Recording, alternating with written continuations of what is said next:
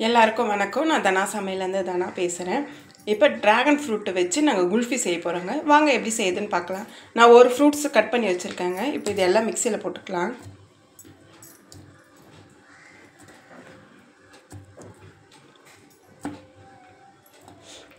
நான் ஒரு கைப்பிடி அளவு முந்திரி,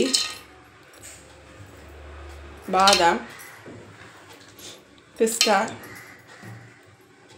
இதெல்லாம் போட்டு அரைச்சிங்கன்னா டேஸ்ட்டு சூப்பராக இருக்குங்க.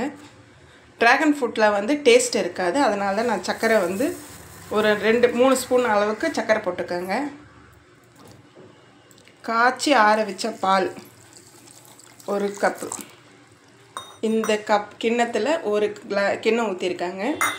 இதை நம்ம நல்லா பிளெண்ட் பண்ணிட்டு வந்துடலாம். நல்லா பிளெண்ட் பண்ணி எடுத்துகிட்டு வந்துட்டேங்க. நான் இது மாதிரி குல்ஃபி மூடு எடுத்து வச்சுருக்கேன், மோல்டு. இதில் பாதி ஊற்றுங்க போதும்.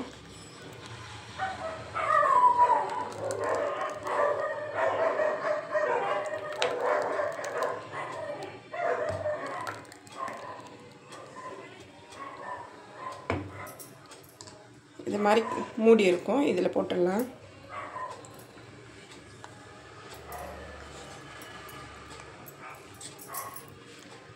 இதை ஒரு 6 மணி நேரத்துக்கு ஃப்ரீசரில் வச்சு எடுத்துகிட்டு வந்துடலாங்க. பிங்க் கலர் டிராகன் ஃப்ரூட் வந்து குல்ஃபியா நம்ம பண்ணியிருக்கோம். வாங்க நம்ம சாப்பிட்டு பார்ப்போம். டேஸ்ட் எப்படி இருக்கு பாப்பா? ரொம்ப நல்லா இருக்கு. நீங்களும் செஞ்சு சாப்பிட்டு பாருங்க வீட்லயே.